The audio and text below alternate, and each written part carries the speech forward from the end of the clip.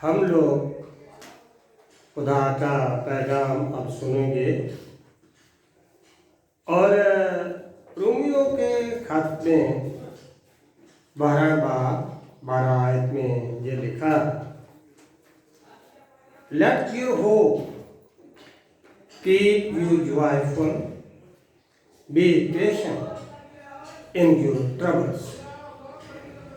जिसका मतलब ये है कि तुम आशा में आनंदित रहो और मुसीबतों में मजबूत रहो। आशा में आनंदित और मुसीबतों में मजबूत रहो।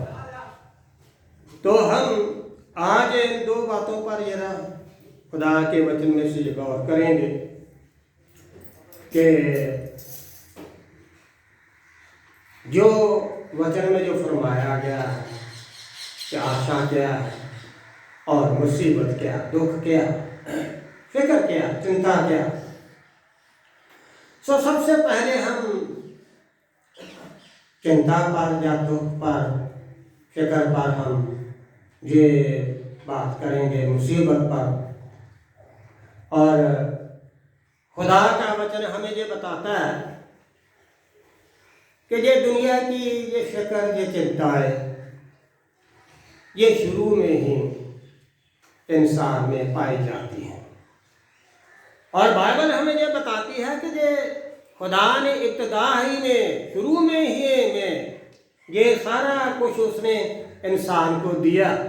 और आपने सबोपदेशी की किताब में ये पढ़ा कि मैंने उस दुख को, कष्ट को देखा जो खुदा ने तमाम इंसानों को दिया, जो उसमें लगे रहे, उसमें लगे रहे।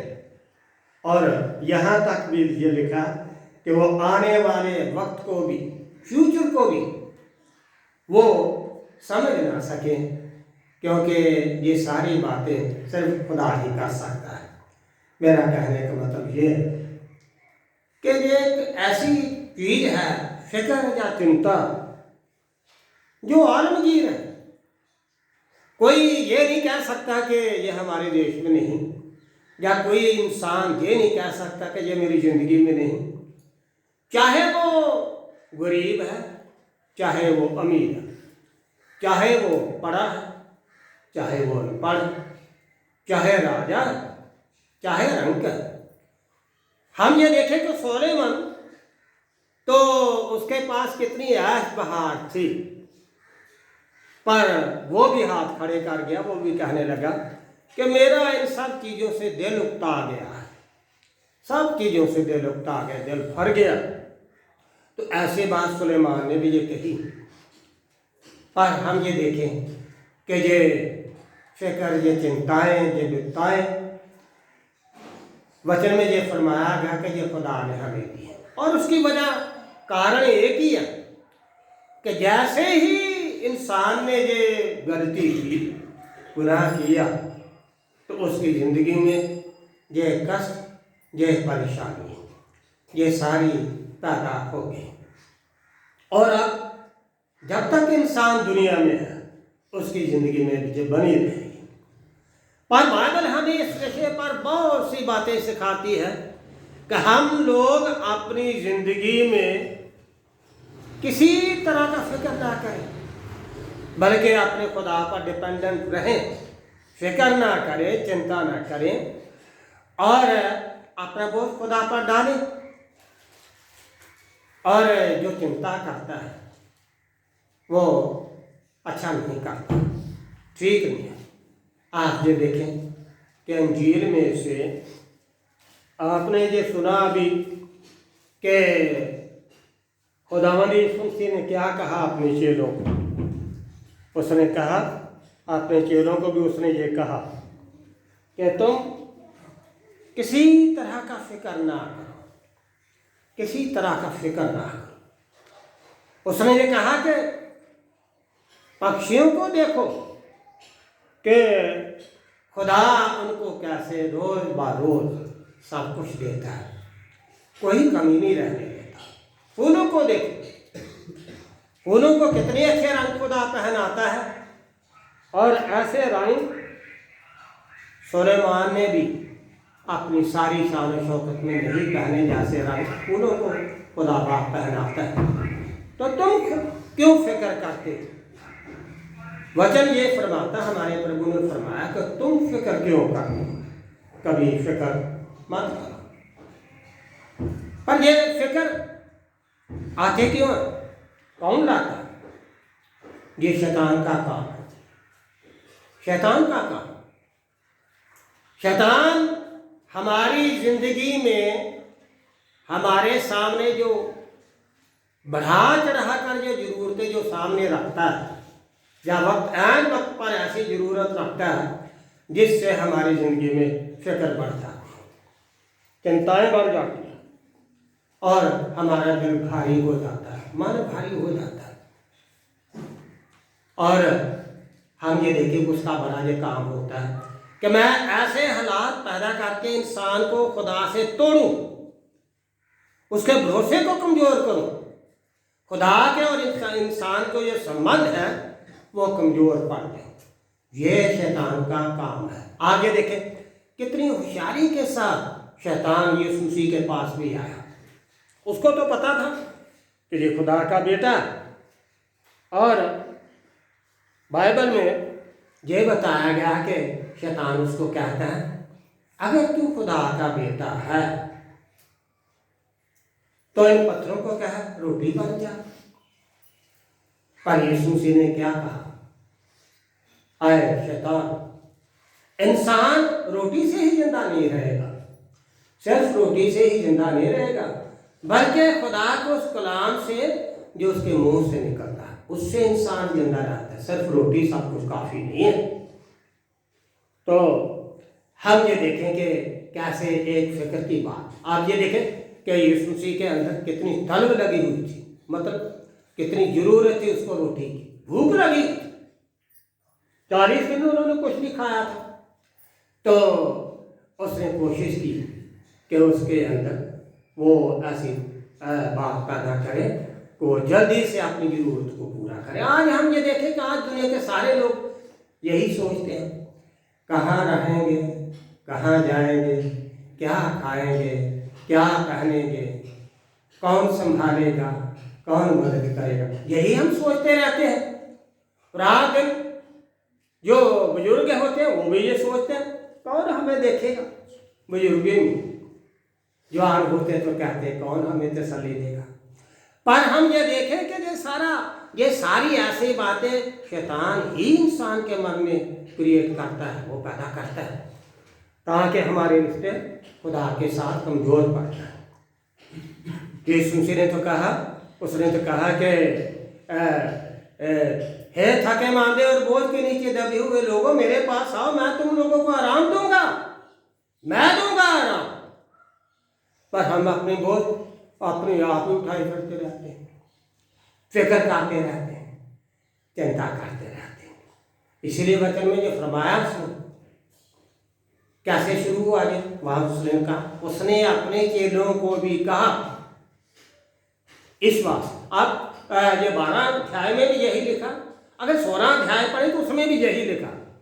उसने अपने चेलों से कहा कि देखो, एक मालिक ने अपने बड़ा एक नौकर को ये कहा, अपने स्टूवर्ड या भंडारी को, भाई तेरी शिकायत पहुंची है।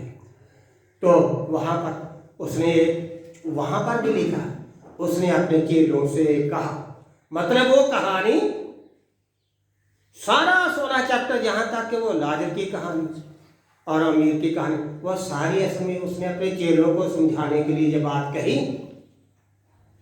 चेलों का क्या फर्ज बनता था, क्या फर्ज बनता, वो ये नहीं है कि वो अपने अमानत में ख़यानत करें। आप समझते हैं मेरी बात, अमानत में ख़यानत करें, चेले ऐसा काम ना करें। आप ये देखें कि कैसे उस भाई ने ये क्या किया कि है तो वो नौकर था, स्टोर कीपर, पर उसने क्या किया, उड़ा दिया बहुत कुछ। आप ये देखो, उसका मतलब ये है कि कितनी बड़ी ये जिम्मेदारी थी एक नौकर की।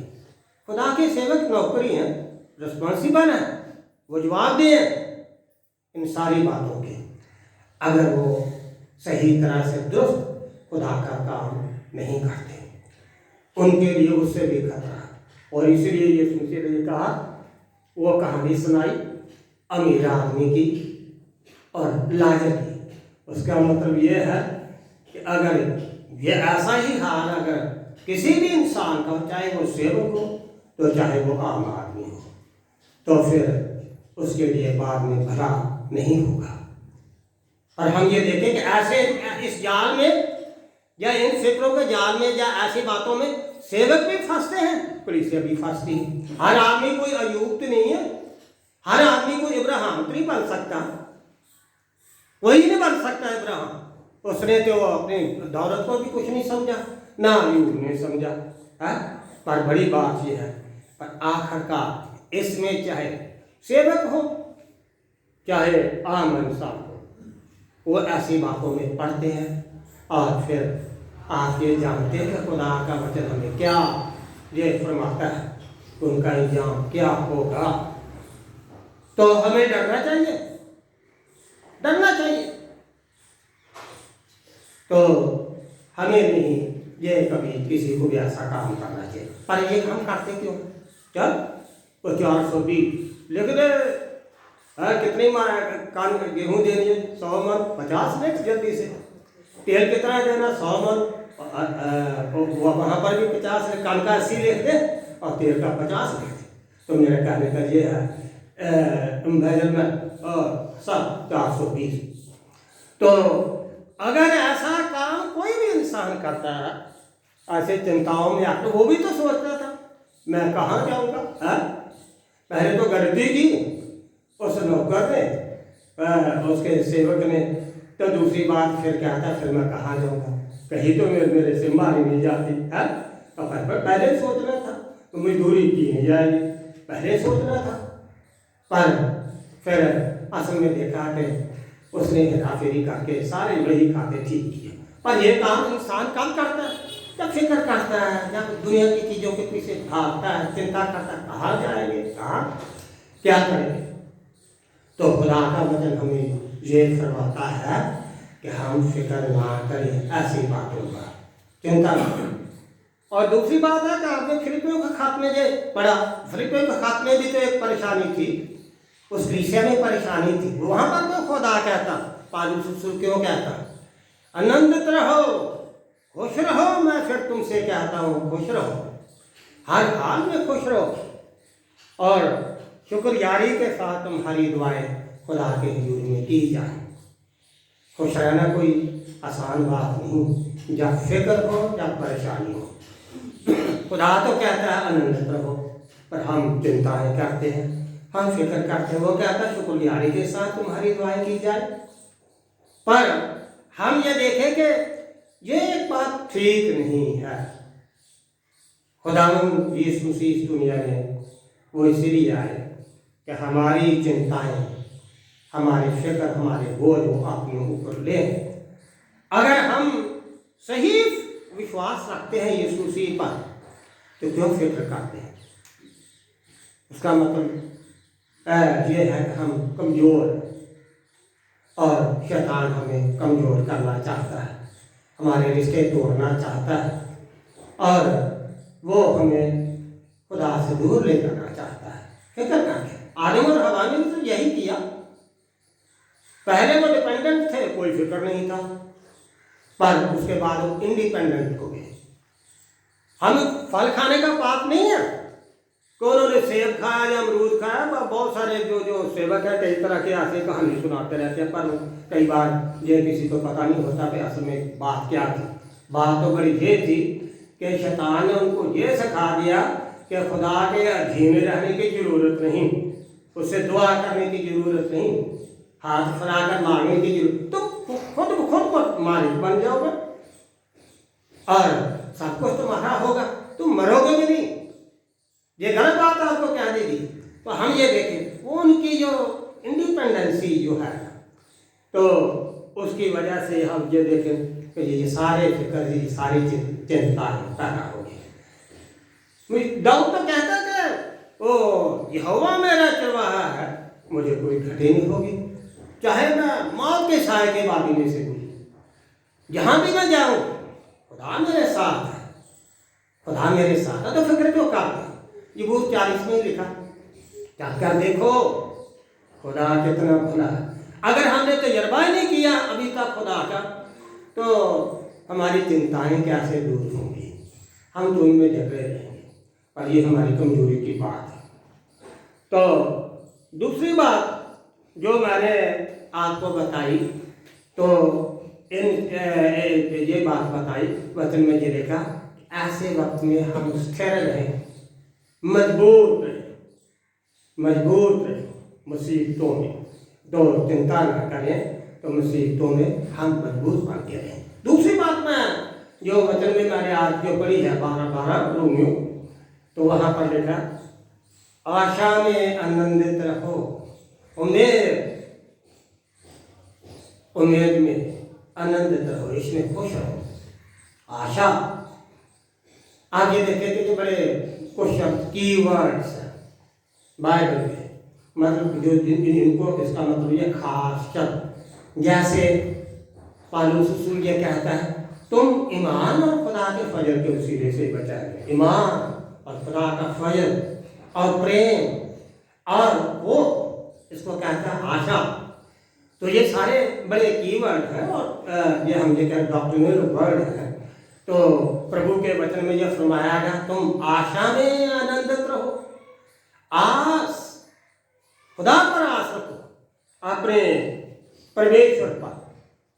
और सबसे ज़्यादा हम ये देखें कि हमारी ज़िंदगी में भी निराशा तब पैदा होती है, तो आस टूट जाती है।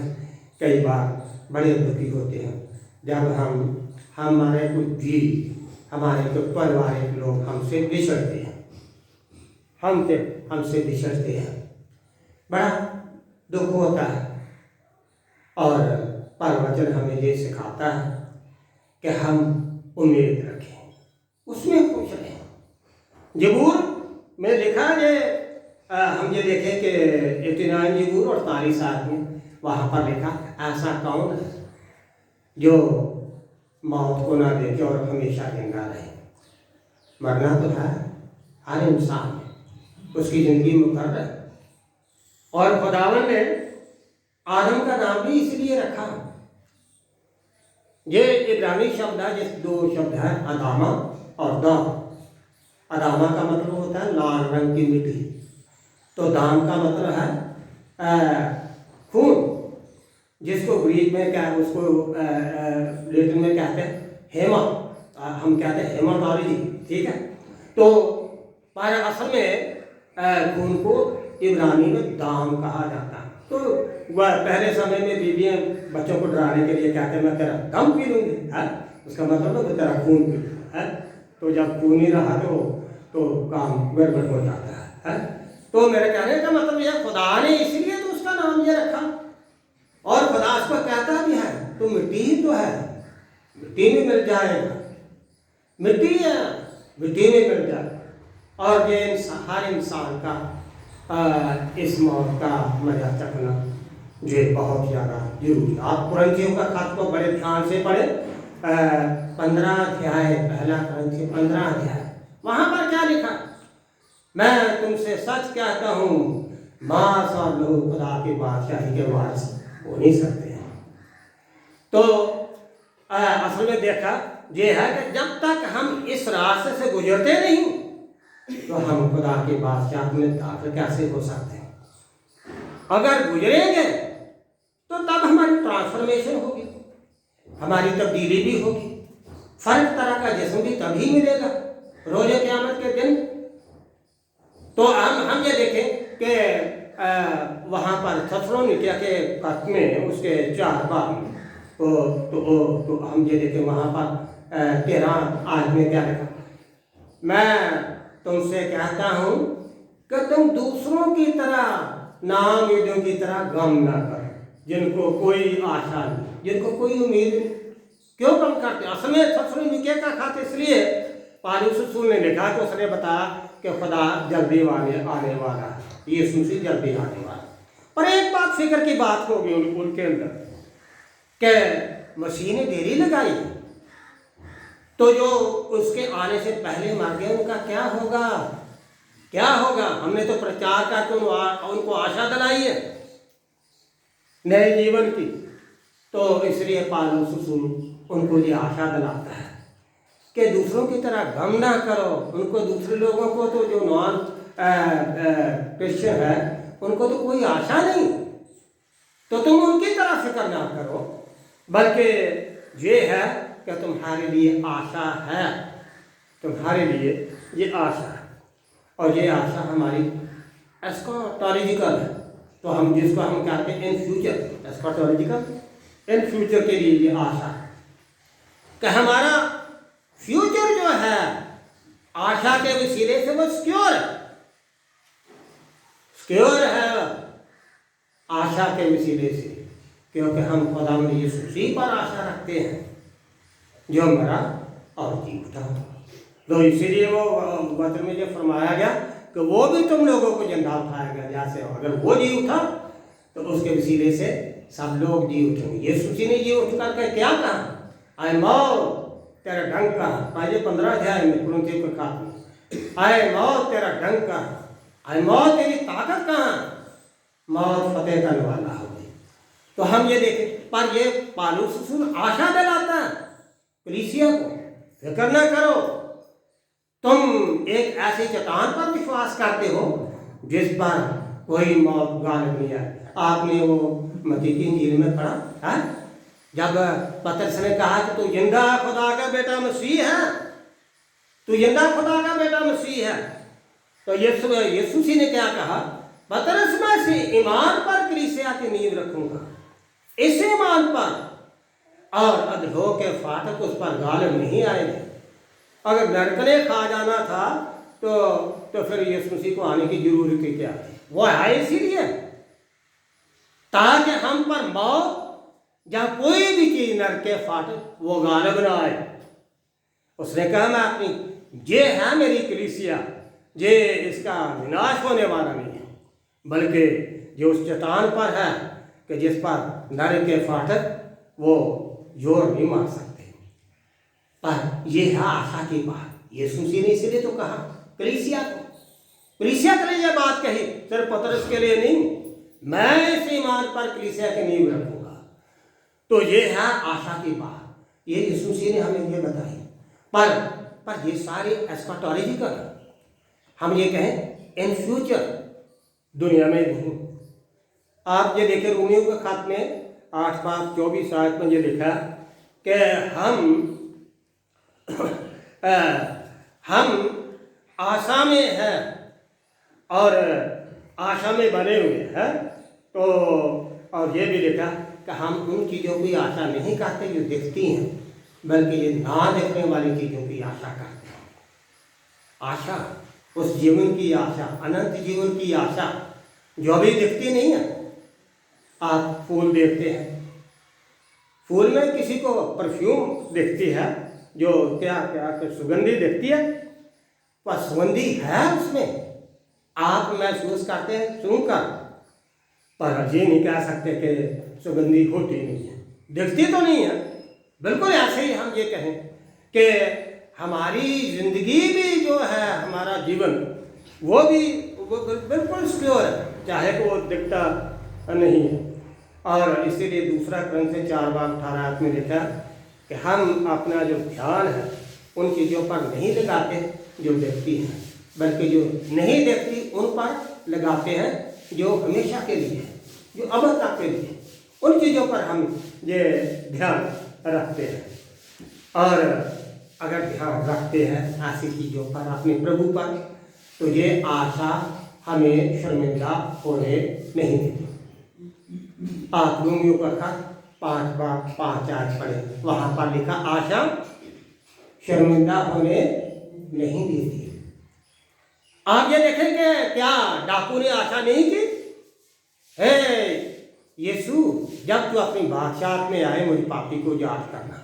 तो यीशु मसीह ने क्या कहा, आज ही तो मेरे साथ फिरदौस में होगा, आज ही होगा। ये उसने एक जिंदगी के जो फ्यूचर में ये जिंदगी थी आने वाले वक्त में उस जिंदगी को उसने आशा की और उसने उस प्रभु से मांग की, मुझ पापी को याद करना। तो यीशु मसीह ने कहा आज ही तो मेरे साथ फिरदौस में होगा। आप ये देखें लाजर की कहानी और मार्था मरियम की कहानी।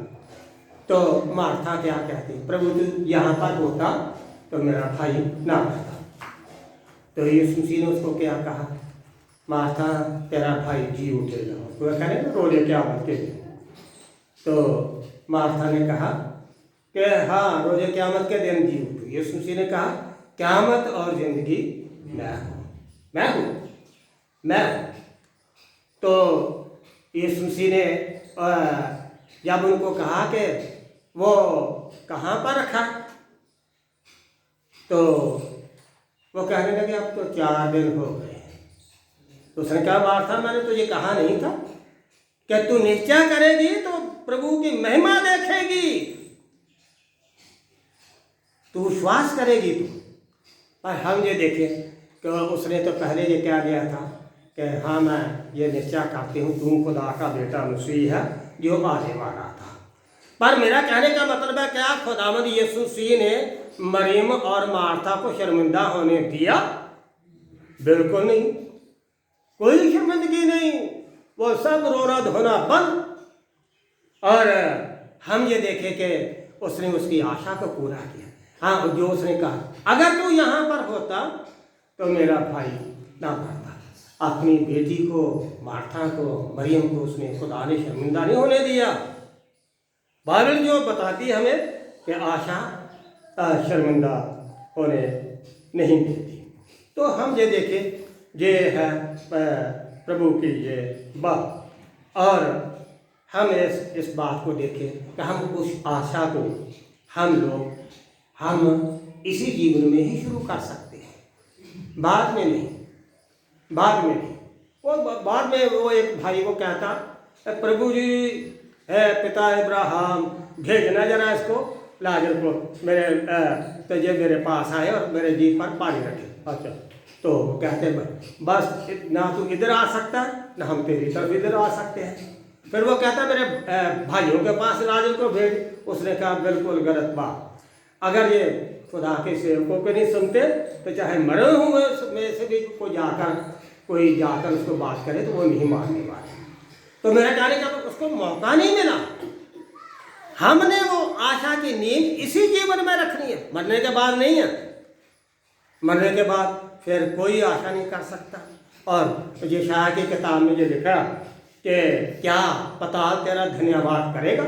उसका मतलब है कि जब आदमी मर गया तो क्या वो दुआ करेगा? अब वो खुदा का शुक्र कर सकता है या तौबा कर सकता है? कुछ भी नहीं कर सकता, फिर नहीं। पर हमने उस जीवन की या उस आशा की शुरुआत इसी जीवन में करनी है। यूहन्ना की इंजील में क्या लिखा 3:16 खुदा ने दुनिया से इतना प्यार किया कि उसने अपना प्यारा और इकलौता बेटा यीशु मसीह बख्श दिया ताकि जो भी कुछ पर ईमान लाए वो हलाक न हो बल्कि हमेशा की जिंदगी पाए। पर कंडीशन है ये जो भी कोई उस पर ईमान लाए, अगर ईमान ही नहीं लाया इस जीवन में तो फिर तो वो काम गया, फिर तो कुछ भी नहीं हो सकता। वो आशा जिस जिंदगी की हम आशा करते हैं अनंत जीवन की, उसकी शुरुआत हमने इसी जीवन में करनी है ईमान के वसीले से। अगर वो भी जो नहीं किया तो ये हमारी एक बड़ी भारी गलती है। और इसलिए कि यीशु मसीह ही रिसोर्स है सब कुछ। तो बाइबल में ये लिखा यूहन्ना के इंजील 5:26 में कि जैसे पिता में ज़िंदगी है उसने बेटे को भी बख्शा वो अपने में ज़िंदगी रखी, वो अपने में ज़िंदगी भी रखी जैसे बाप में ज़िंदगी है। तो मेरा कहने का मतलब है वो हमारा रिसोर्स है। और जो आशा हम करते हैं कि हम आने वाले वक्त में प्रभु के पास रहेंगे, स्वर्ग में जाएंगे, हमें अनंत जीवन मिलेगा, पर उसकी शुरुआत हमने इसी जीवन में करनी। पर अगर हम उसकी आशा करते हैं प्रभु पर तो ये बड़ी अच्छी बात है। तो खुदा के लोग जो आशावान हैं, जो आशा रखते हैं, निश्चयवान है खुदा उनकी मदद करेगा और उनको कभी शर्मिंदा होने नहीं देगा। खुदा आप लोगों को बहुत बरकत दे। आमीन।